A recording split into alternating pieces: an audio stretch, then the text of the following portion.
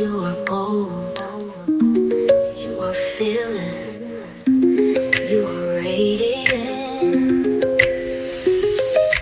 It's time to unlock the diamond from within. BFF, we rise above, stronger together, we shine with love. Faith unshaken, hearts on fire, fearless souls, we're reaching high. Hello, everyone, and welcome back to another episode of the BFF Empowerment Podcast. I am your host, Blaque Diamond. And before we get into part two of Runaway Bride, let's do our midweek check in. What's going on? What's happening?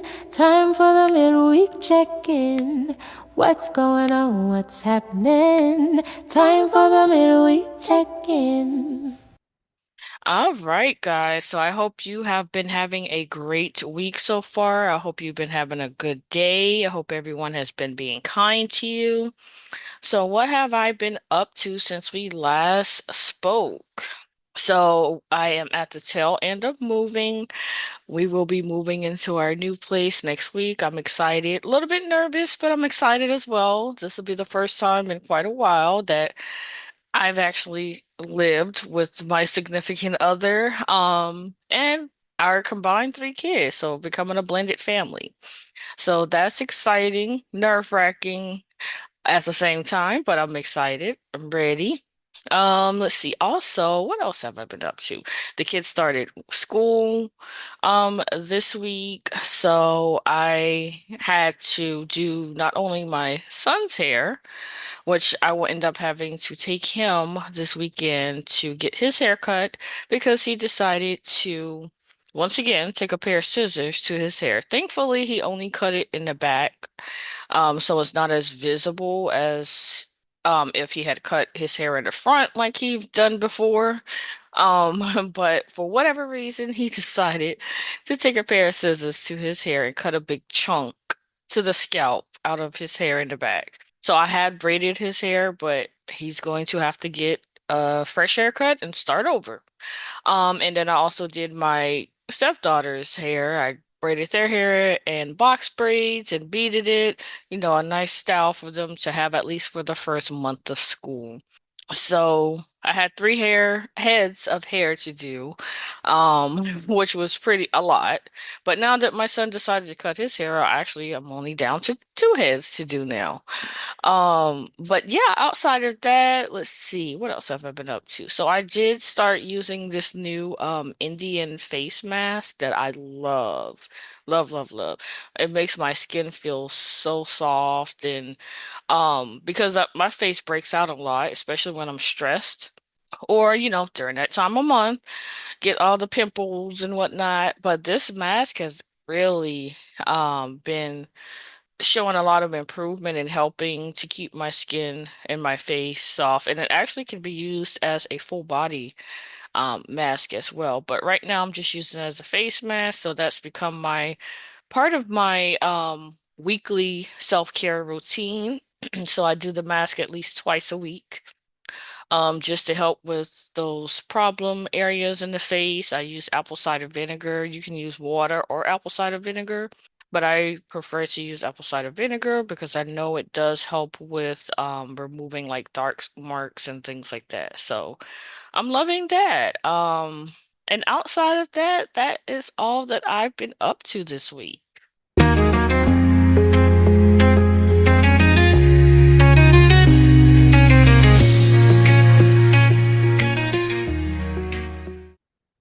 All right, guys. So we are back with part two of Runaway Bride. Um, Trigger warning for any of you out there who is a survivor of domestic violence. You may not want to listen to this episode.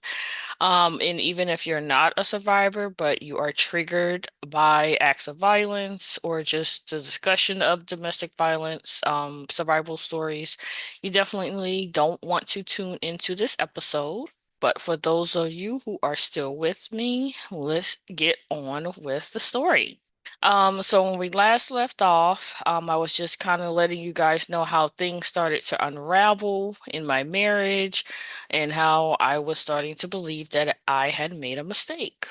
So, um, one thing that I did forget to mention in the first episode, so when I talked about in the beginning of me knowing his family before I even knew who he was, so basically I had developed a relationship with his family members because of us attending the same church.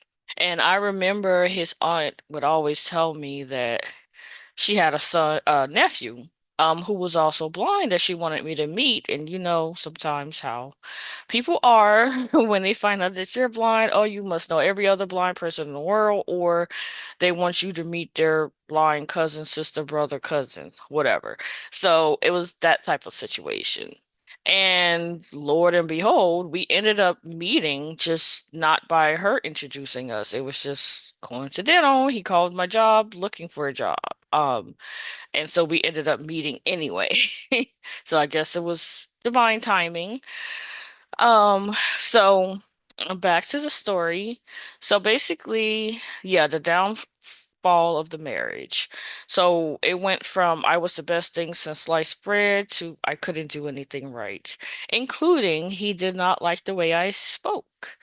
He told me that s- I spoke too white, that he was going to quote unquote train me, and he did use the words train me to talk and act more black. And I'm like, what exactly does that mean? What do you mean? He said I acted too white. I wasn't black enough. And I'm like, well, I was this way when you met me. So if it was a problem, you approached me. I didn't approach you. But you're not going to try to change who I am because I don't fit whatever narrative or whatever fantasy that you had in your head about who I was and what I was going to be. So he kept insisting that he was going to train me to be more black and, because I needed to match him. I'm like, okay, whatever. So the breaking points of the relationship came where one day we were out and about, and I think we were waiting at a bus stop, and some person, now this is a small town, so everyone knows everyone. So everybody knows who he is. And prior to, me and my son moving here, he had already told everybody, oh, he was going to marry me. He was bringing his wife back, to West Virginia to live and yada, yada, yada. So people already kind of knew who I was without knowing who I was. So this random lady walks up to us and she was like, "Oh, Michael, your son is so handsome."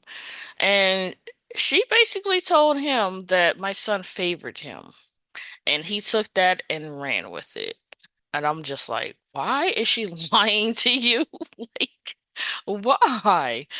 And so, he took that and he was all smiles and whatnot. And so we were sitting there waiting for the bus. And I just, I had been thinking about it. Some time had passed. And I'm like, why did she tell you that my son favored you when that's a lie? My son is like the spitting image of me.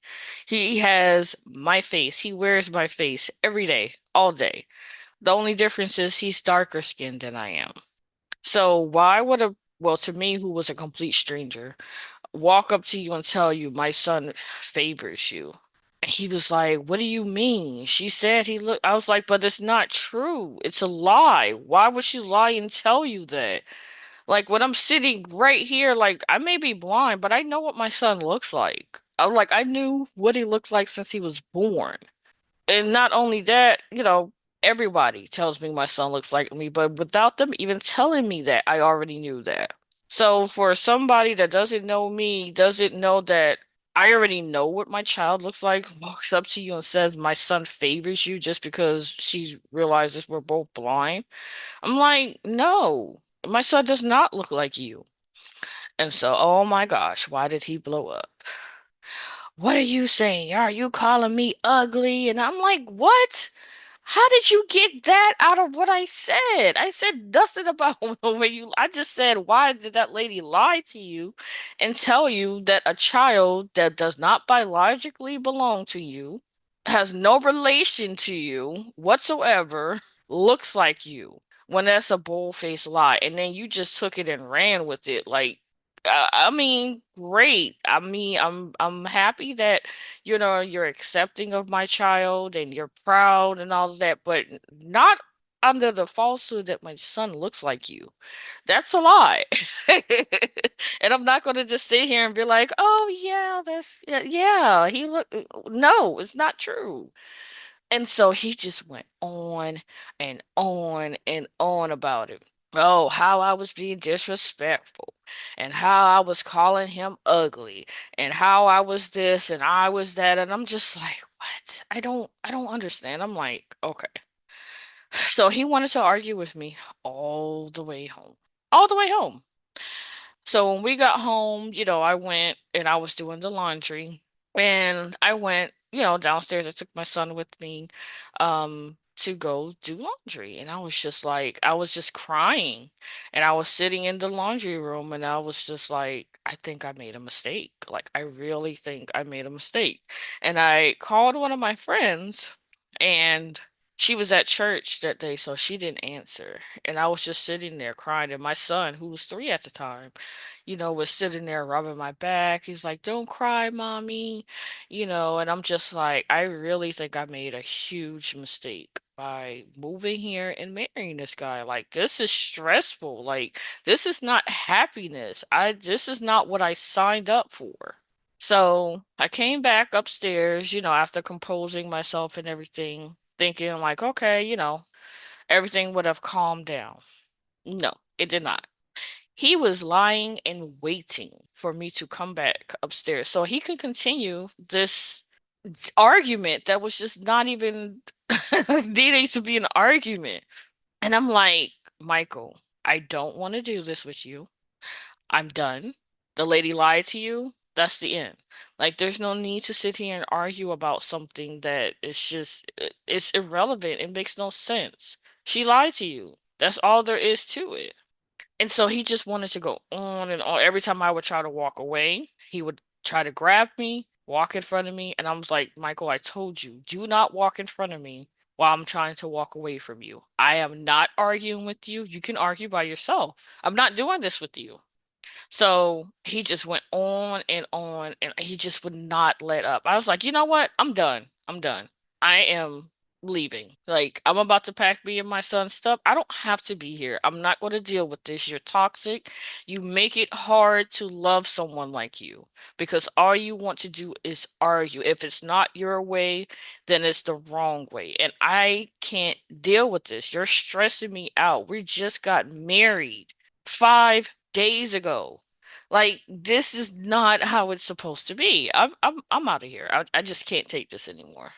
So I went into the bedroom, I went into the closet, and I started, basically taking all of my clothes off the hangers and putting them in bags. So he follows me in the bedroom. And he's like, "What are you doing?" I'm like, "I told you, I can't take this anymore. Like, you're stressing me out. You just want to argue about everything. Like, I can't, I'm not used to this. I'm not used to being in toxic situations like this with somebody. Like, everything with you is an argument." And so I'm, still packed, and he's trying to grab at me while I'm in the closet. I'm like, Michael, don't touch me. Keep your hands to yourself. I'm not touching you, so there's no reason you should have your hands on me. So I'm still, steadily packing the bags, and it's like out of nowhere. It was like one moment I was standing there in the closet, putting stuff in the bag, and the next moment I was flying through the air, excuse me, and hitting the floor. It literally knocked the wind out of me, and I'm just like confused. I'm like, what the heck just happened? And I'm just like lying there on the floor, like all of this happened like in a split second, but like my mind literally was like trying to figure out what happened. Like, how did I end up on the floor? First of all, of course, because I'm blind, I never saw it coming. But the shock of realizing that this man just hit me. And it's like, within like seconds, my brain finally caught up, and I'm like, what? And it was like before I even had a chance to really catch my bearings, he was literally on top of me, punching me, kicking me in the face, screaming at me how I'm not going to abandon him, that he married me and I wasn't going anywhere. And I'm like, what? I'm like totally like confused. I'm like, first of all, this dude just like knocked me to where I flew and hit the floor. Now he's like on top of me, just pummeling and punching and kicking, and it's like my instincts just kicked in for me to hit him back, to strike back. I'm like, no, I've been through this before. I'm not about to let this happen again. No way, not going to happen. And so, excuse me. I I grabbed my phone and I was trying to, get my phone to dial 911. So he realizes that I was trying to call for help, and he grabs my phone, snatches it out of my hand, and throws it across the room and shatters it. So now I'm trying to crawl away from him, and like he has me by my hair. And my hair was long because I have locks. So he's pulling me by my hair, basically trying to hold on to me while he punches me in the face. And I'm like, hitting and kicking and scratching and doing everything I can to get away from him. And I'm like, and I'm screaming and I'm crying. My son, he's screaming and crying, yelling at him to get off of me. And like, he's just relentless. Like, he will not let up. And he's just going on and on about me out trying to abandon him. So, as he's hitting me, like, I'm slowly like making my way out of the bedroom because we were in the bedroom, and I'm slowly kind of making my way out the room. I'm trying to get to the front door so that I can get out and yell for help. Um, and so he, I guess, caught on and realized what I was trying to do, and it made him even madder. So my son, he's jumping on him. He's all of 3 years old, with his little punches and screaming, "Get off my mommy," and I'm just like steadily trying to, make my way to the front door so that I can get out of this apartment. And so when he realizes what I'm trying to do, like it makes him just amp up. So then he starts screaming about how I'm trying to, get him arrested and send him to jail and, all of this. So he was like, you know what? You're trying to get me arrested. I'm gonna have a reason to be arrested. And so I realized he started pulling me by my hair towards the kitchen. And I'm like, my heart just started like just beating like really, really fast. And I'm just like, oh my gosh, this guy's going to try to kill me. He's going to try to kill me. He's, hell bent on if I'm going to cause him to go to jail for domestic violence, he's going to make sure that it's worth it. Meaning he's going to try to do some real damage to me. And I knew in the kitchen, of course, he kept very, very, very large knives. And my first mind was like, he's going to try to stab you. You have to do whatever you have to do to get him to stop. So my mind was just like, stop fighting, stop resisting, just agree to whatever he says to get him to stop hitting you and for him not to go into that kitchen. And that's what I did. And it was like while he was sitting there beating on me, I had a flashback of the first guy that I was in a relationship with that was beating me. And for those of you who haven't read my book, Stolen Innocence, A Survivor's Journey to Freedom. So I talk about my first domestic violence relationship at the age of 19 in that book. And I was in that relationship from the age of 19 to 25 years old. And this situation was a replay. Like I literally was flashbacking and I was imagining Michael as that same guy because he was yelling the same exact things. He was hitting me the same. It was like I went back in time. And like my mind was like, no, you are not that young, naive 19-year-old you were back then. You cannot allow yourself to be hit and beat on like this. Like you cannot.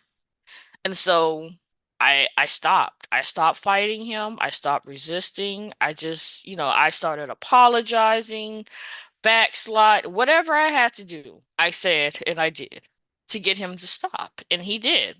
And so after, all of that, I'm crying. I'm trying to comfort my son. Like he's scared, he's shaking. I'm holding him. I go, and I'm sitting in the living room on the couch and I'm holding him and he was like, "Oh, he stop babying him." I'm like, "I'm not babying him. Do you know what this child just saw? Like what he just witnessed? That's not babying him. This is my child." And so he's just walking back and forth and talking about how I'm trying to abandon him, and it just made me realize he had really, really severe abandonment issues. And it was just like I just couldn't believe that everything I thought I had found, I thought had my best friend, my missing puzzle piece, just to find out that he was a fraud. And when I say he was a fraud, he was a fraud from everything. So during this process, so we're sitting there and I'm just trying to, appease him and, downplay what he did to me and, just compromise things and, oh, this can't ever happen again. Like, we love each other, yada, yada, yada, whatever I gotta say. And it works. So, but in my mind, I'm already plotting my escape. I'm like, I'm not doing this. I'm not going through this. I've already been through this. I know how this story ends.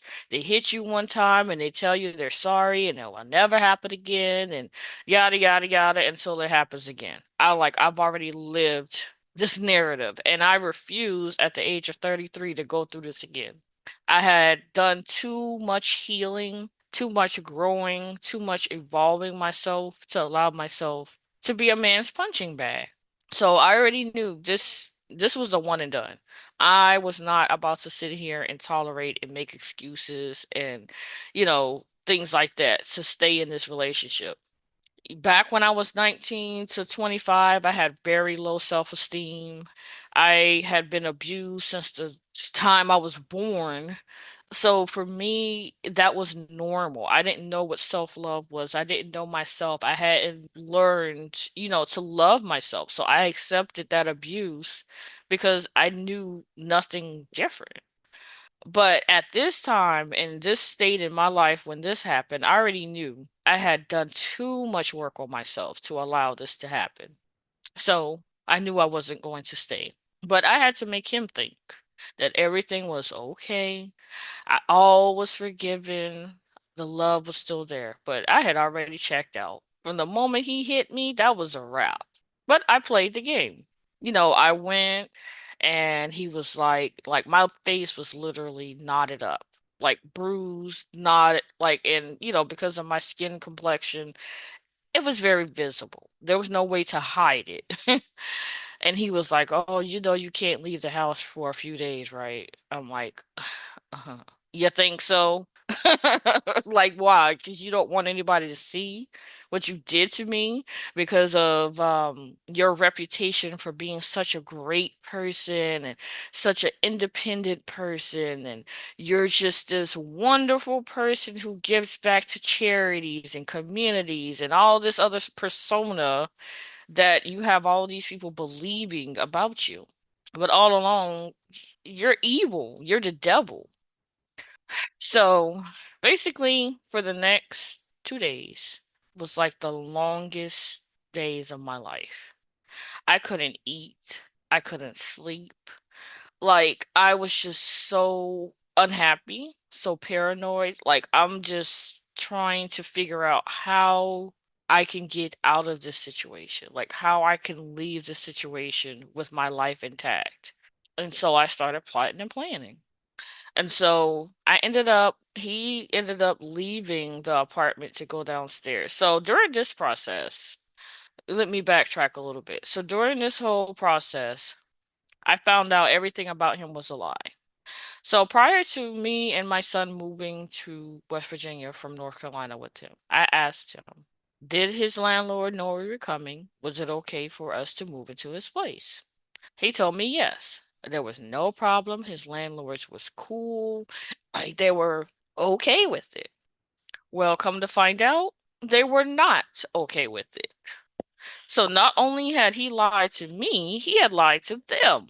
He told them that we were just visiting for the holiday, for Thanksgiving, and then we were leaving, and then we were coming back for Christmas, and then we were leaving. But on the other hand, he was letting me know that, oh yeah, we're a family, we live together, this and that. Well, they ended up finding out that my son and I were there. So they started eviction uh notice for him. So during this process, we find out he's being evicted because we are living with him and we're not. So they were like, the only way to save him from being evicted was that I had to have my name added to the lease and his rent would go up to whatever the original rent is. So come to find out, he was also on, I'm not sure if it was like Section 8 or income-based housing or something like that to that effect. But me being there and my income meant that whatever subsidized living arrangement or whatever that he was on, he no longer qualified for. So all of this is news to me because I never knew he was on subsidized living. Like he literally lied about everything, like the SSI. Like I never knew he was on SSI. Then come to find out he's never even worked. The fact that he gets SSI meant he had never worked, or two, he hadn't worked enough to earn enough credits in order to start receiving SSDI. So basically, his whole life and everything he fed me was a lie, and all of it was starting to unravel. And I think that was what triggered him. He was realizing that I was finding out now that all the stuff he told me and all the things that he were saying and doing, like all the lies were starting to unravel. So he felt like I was abandoning him now that I knew the truth. Come to find out, dude has no children, no grandchildren, even though he told me and fed me this whole story about him being a single dad and how he raised his daughter and now his granddaughter. I found out he has no children, never has had any children. That was a whole lie. So basically, he's basically has a basically a notice to leave because of us being there. So he was like, "Oh no, I'm not going to be evicted, yada yada yada. I need you to go down there and get your name added to the lease." So he ended up leaving and going downstairs to go talk to the landlord or whatever. So I knew this was like my only opportunity to try to reach out for help because other than that, like he was up under me all the time. Like there was the only time I was free and he wasn't with me was when I did laundry. So I ended up reaching out to a friend of mine's back in North Carolina, and I'm like, I need help. Like I tried to, get the situation down to her as quickly as I could because I didn't know how much time I had and when he was going to come back and all of that. And I'm like, I need help. Like I need somebody to come get me. Like I can't stay here. And so she was like, "Well, I don't have a way to come get you. Call Mr. Gerald, who was the person that actually brought me there. He has a driving service." And so, um, I was like, I don't have any money to pay him right now because I had just basically taken all of my Social Security, my SSDI, because of course I wasn't working, so I was just relying on social SSDI, and just helped him, pay the bills and went Christmas shopping and all this kind of stuff. So I literally had $200 left to my name until January. And I'm like, I don't think I have enough money. She was like, just call him. And I'm like, okay. And then Michael came back. So I was like, okay, I gotta go. So I, ended up hanging up the phone. So then I ended up, he came back and was like, "Oh yeah, there was like you can go, sign the lease on Monday and da da da da da." I knew I had no plans to sign no lease. So, but I didn't let him know that. I just kind of played it like everything was all good. We was all gravy. Life was moving on.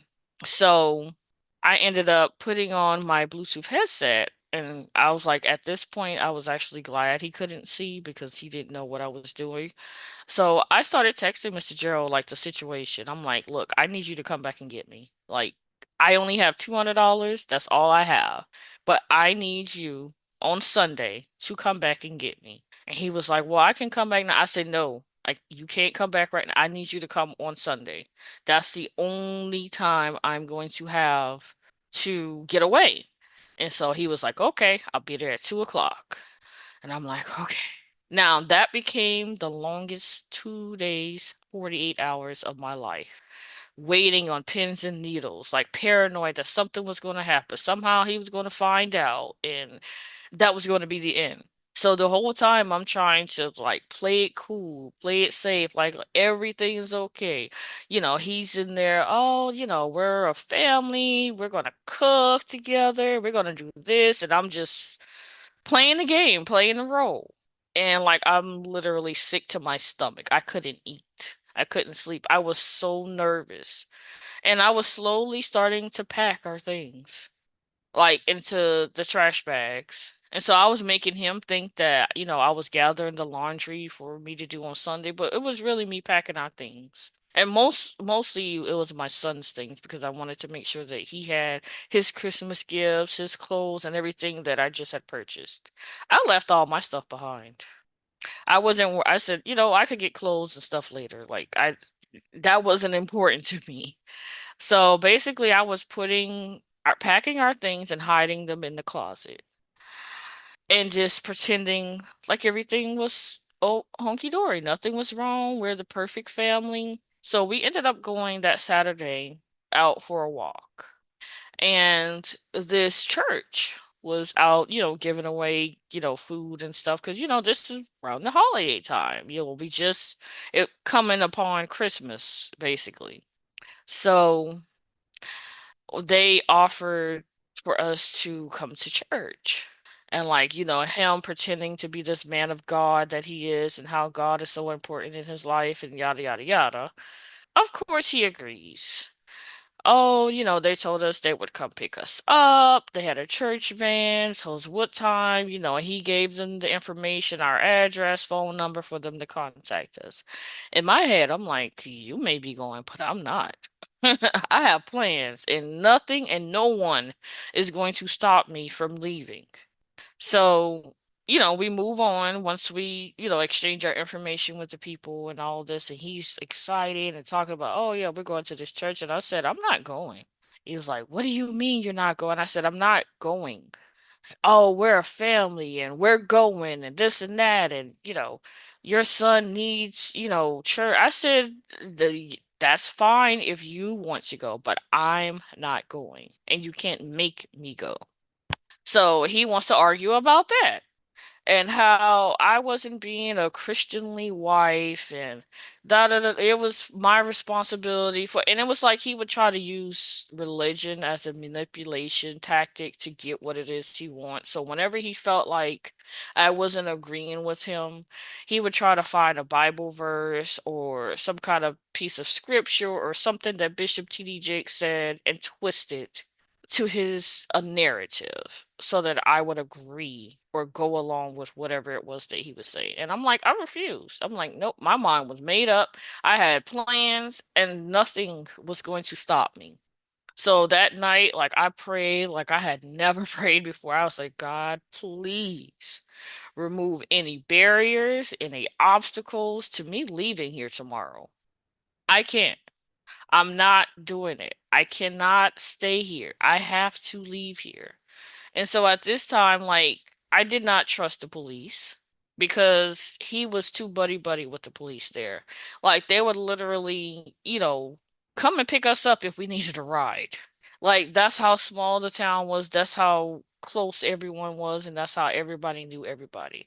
So once he threw my phone during the whole altercation, and basically I felt like I had no way to call the police, I didn't trust them anyway. I didn't feel like they would have my back because I'm a newcomer to their state, to their city.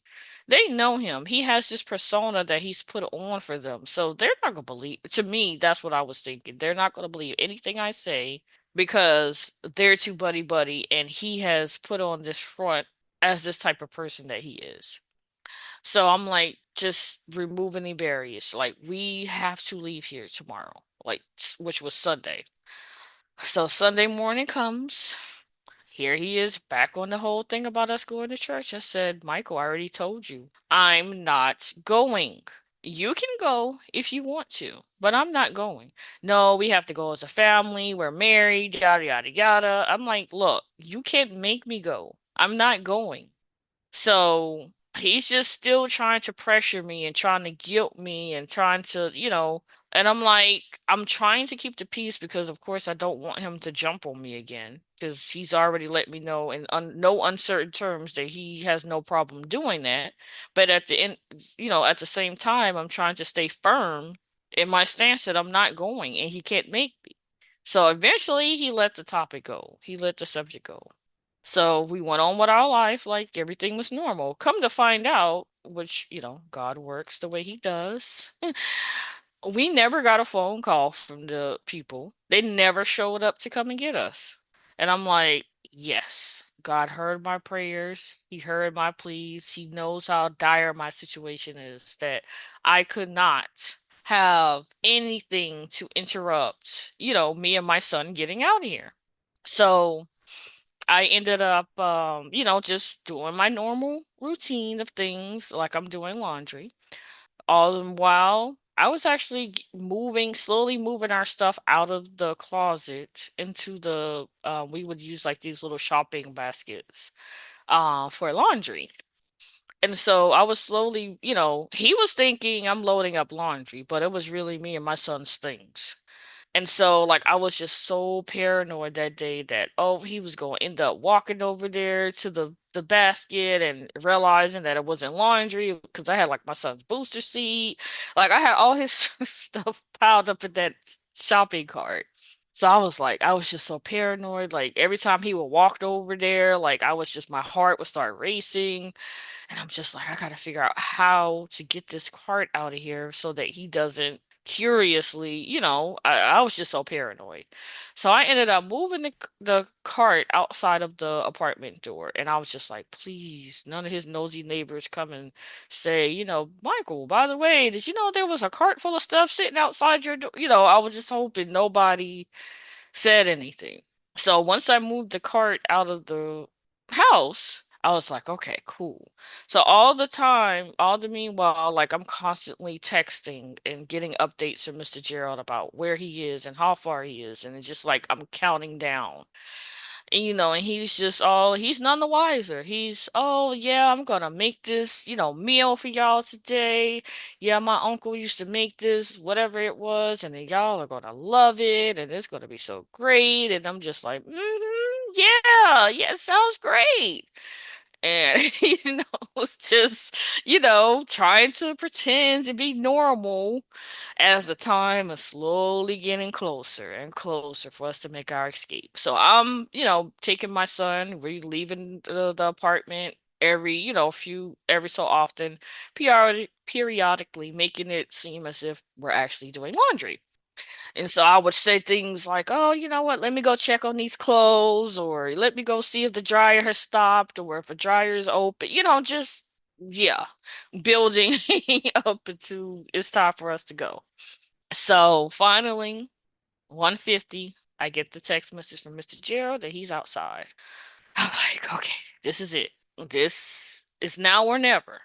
So I told him, I was like, okay, I'm gonna go check on the clothes. We'll be back. He was like, okay, I'm gonna go ahead and start the food and whatnot. So I grabbed my son. We're in the hallway. We leave, the apartment. I grab the basket and I tell my son, I say, shh, don't talk. And he's like, why, mommy? So because of how his apartment was set up, it was basically like an alley downstairs.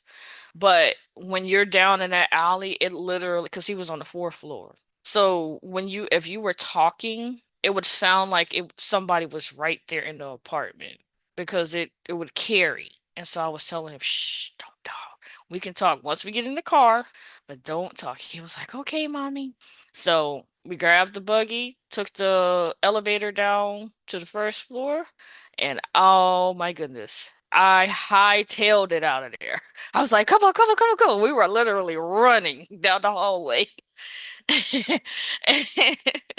I mean, it's funny now. Of course, it wasn't funny then. But yeah, so basically, Mr. Gerald met us at the door. He was like, just get in the car, get in the car. I'll unload, I'll put everything in, just you and him get in the car. So, got my son's booster seat in there, got him in there, got him, his little tablet and whatnot to keep him occupied so he won't talk. And I jumped in the car. So, Mr. Gerald loaded up our stuff, left the buggy sitting out there, and we took off. So about 15 minutes, we were on the road for about 15 minutes before I ended up, sending him a text message and letting him know that I was gone and I wasn't coming back. And I said, you and I both know why I'm not coming back. You can tell everybody whatever lie you want to tell them because I know you will. But you, me, and God and my son know what happened and why I left you. I said, don't contact me. I won't be back. And then I ended up blocking my number so he couldn't contact me. And I did that as far as letting him know, one, why I was leaving him was because one, I didn't want him calling the police, putting on this front like, oh, his wife and son are just gone, they disappeared, they were kidnapped, all of that. Because doing the dramatic person that he was, he would do that. And two, because I wanted that to be my proof of separation when it was time for me to file for my divorce. So my phone started ringing off the hook, probably about an hour into our drive back to North Carolina. And, I'm on the phone with my carrier, trying to get my number changed because I already knew he was going to try to call me. So it was taking them forever because unfortunately the carrier that I did have was not available where back in North Carolina because I got a new phone when I had moved there because I ended up losing my phone. And I got a local carrier because, of course, I thought this was going to be my new life. This is where I was going to live. So I was on the phone with them trying to get the number changed and all of that. So I ended up answering the phone because the same number just kept calling, kept calling, kept calling. So I was like, okay, let me finally answer this and see who this is. So come to find out it was the police calling me. And they were like, oh, Michael said that, you guys were gone and you disappeared and he didn't know what happened to you. Da da da da da. And I'm like, I said, he knows why I'm gone. We didn't disappear. We weren't kidnapped. He knows what happened. And that's why I sent him the message so he wouldn't do this. And the police like, yeah, we, formed a search party and we had been looking for you. And I'm like, what? Are you serious? I said, I am fine. I am now safe. And they kept asking me where I was. I said, I'm not telling you where I am. Just know that me and my son, we are safe. And it's just I just did not feel very comfortable with them. And the way they were questioning me, it's like they were trying to pinpoint my location so they could tell him. And I'm like, I'm not telling you, but just know I'm not in West Virginia anymore, and I will not be coming back. Um, and so they finally, let go, and it was like, okay, we're gonna call off the search party, this, and that. So I got back to North Carolina, got settled. Then I get another call from the police in West Virginia, and they were like, are you sure you're okay? I said, yes, I'm safe. Me and my son are safe. And they were like, yeah, we ended up going back because prior to us doing the search party, we asked him if there was a reason why you were gone and if he knew, and he told us no. I said, look at his phone. So the police officer, I guess they were still in the presence of him. So they went and looked at his phone and they saw the message that I sent him. And they were like, okay, so yeah, this was for nothing. I was like, yeah, he wasted y'all's time. Um, and so, I was like, I'm safe. My son is safe. We're just not coming back. I said, he knows why, and now based on the message you just saw, you know why. So please don't contact me again. My number will be changed. And so I did end up changing my number and moving on with my life. But life did not continue on without Michael's interruption. I may have gotten away physically, but mentally, I was battling. I was dealing with a lot. I was also dealing with the aftermath with my son and what he witnessed because you don't realize how much something like this affects children. Although it was only one episode, one incident, like it traumatized my son. So I can only imagine how a child would feel who's dealing with this on a regular basis, who is seeing this happen to their parent on a regular basis. This incident changed my son so much, and there was a lot of work in therapy I had to do with him. Like, he became overly protective of me. To this day, he has really, really bad separation anxiety. He would have nightmares all the time about me being taken away from him or me being killed. And I had these same dreams. It wasn't that I was separated from him, but it was the fact that I had died and that I didn't make it out. And like I had nightmares for the longest after I had even left that he was going to find me or have somebody find me and drag me back to West Virginia. Like, I was just so paranoid and so stressed and so just like looking over my shoulders all the time. And he didn't make it any easier because he was stalking me and harassing me by, emails, like random emails he would call and use my email address and my name to pretend to be me and to send, the police to my job or to my friend's house or to, it's just he found ways to harass me even after I left. At first he was begging for me to come back, and then it went from him begging to, oh, I was the devil and I ruined his life and I did this and that.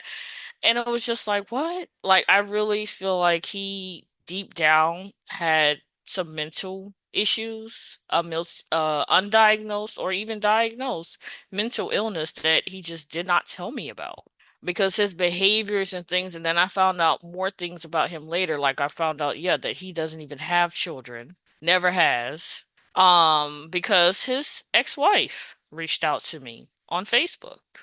And the only reason why she said she reached out to me was because he told her to reach out to me. He wanted her to pretend like the two of them has gotten back together. And I'm like, okay, and why'd I be affected by that? Like, what is that supposed to mean to me? I could care less. Like, I left that crazy dude and I'm glad I did. She was like, I'm not going to do that. We're not together. Like, I hadn't been with him and this amount of time. So basically everything that I was telling her I went through with him, she had been through with him. The only difference is she allowed him, even after she left him, to harass her for 8 years and then some. He's probably still harassing her to this day because she would not change her phone number. And he would do the same thing. He sent police to her house. He sent, all the stuff that he does. He pretends and does all these things and sends the police and harasses you by calling you and emailing and all this kind of stuff, trying to get you to come back to him. But she also told me some other things that I did not know, that he had a drug problem. And she said it's not weed or smoking marijuana. He literally, I guess, did cocaine or something harder. I just never saw it or never knew it. Or I guess, yeah, when he was sneaking off and smoking and drinking and doing the stuff that he told me he didn't do, that's when he was doing his fix or whatever. But it was like after the fact, after learning about all these different things that I had no idea that he was, and she was like, I wish I would have known you before you married him because I would have told you not to. Because she was like, I didn't know these things before I married him. And when I married him, I was in a very vulnerable state. I think she told me she was homeless at the time or something when she married him. So basically, he had a reputation of basically seeking out women he thought were in a destitute situation or were down on their luck. So because I was a single mom, he saw me as someone who basically he could prey on. And the fact that, yes, I had to sacrifice and give up my job in order to nurse my son back to health. So me, I was just relying on Social Security, but come to find out, yeah, he married me because he knew that he was getting SSI and that if he got married, he would lose his check. So I would have no choice but to financially support him. And that's what he was looking for. So that's why he tricked me into marrying him. And he pretended to be the man that he knew that I wanted so that I would be basically easy prey. And it's so funny because he pretended to be such this person. I only found out that I actually, in a way, fell in love with myself because all the person he pretended to be was basically a reflection of me. Like everything he said he did, he accomplished, he did this, he was a single parent.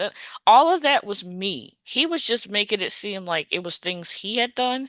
But all of those things that I admired about him, because those are the things I thought that was him, it was all characteristics of myself. So I was like, well, I guess that means I'm a great person. I'm a great catch because he got me to fall in love with myself. Because none of that was him. It was all a lie. It was all a facade. And when that facade started unraveling, the real him came out.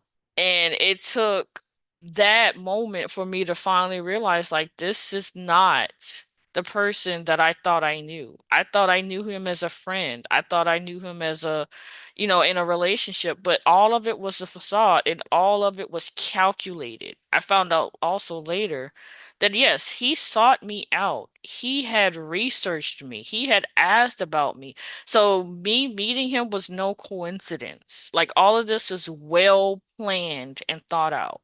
And I just couldn't believe how much effort he put into manipulating the situation so that, yes, that I would fall for him. But what he didn't realize or count on was that I was stronger than he gave me credit for. We had talked about my previous domestic violence relationship. We had talked about my previous, situations with how my son came to be and how, and he quote unquote admired those things about me. But all along, he didn't admire that.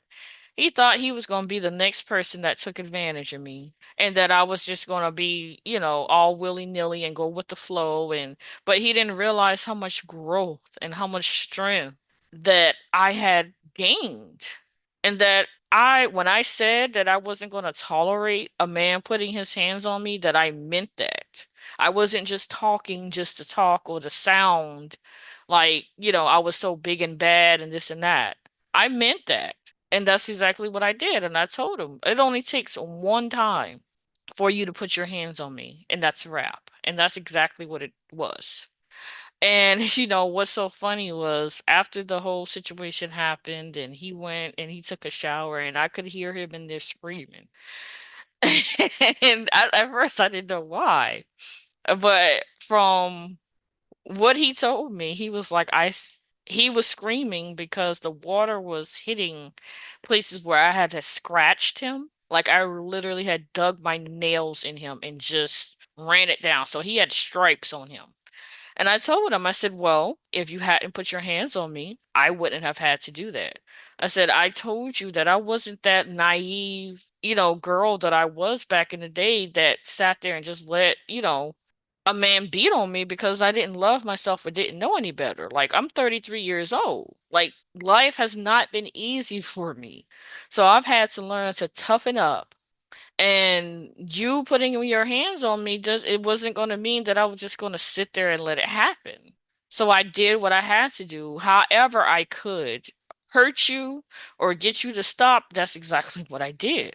And yeah, you having them stripes on you that burn like fire is the result.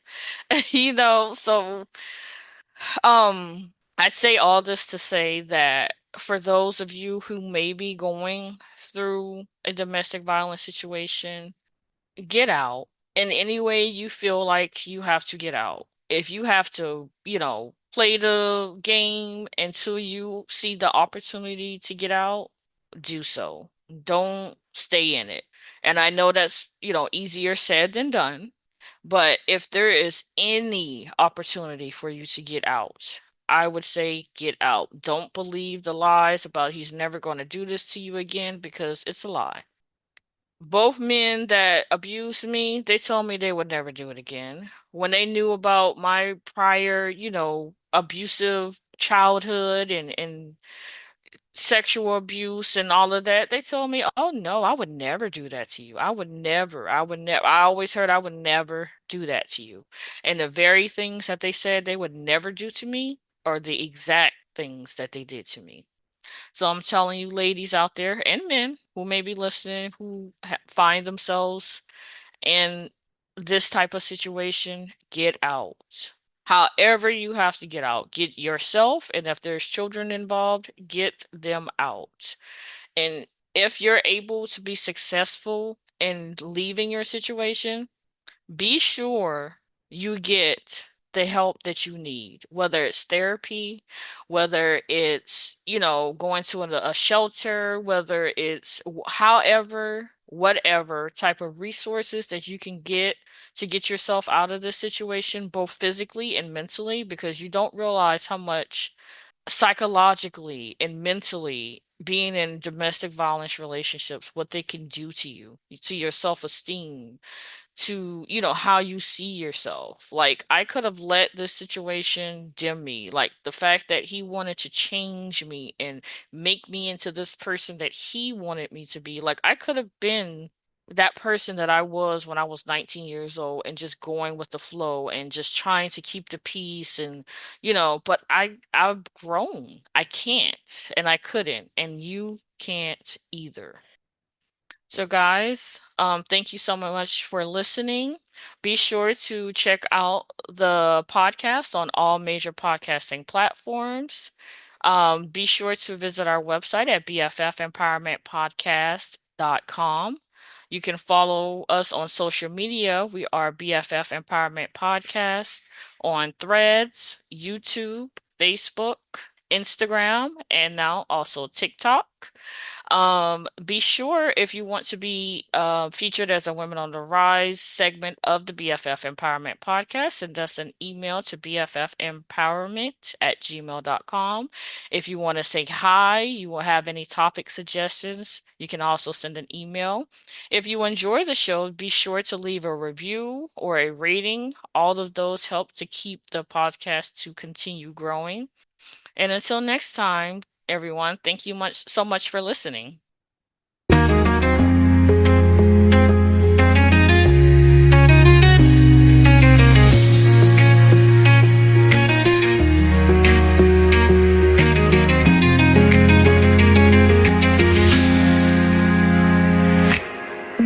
BFF, we rise above, stronger together we shine.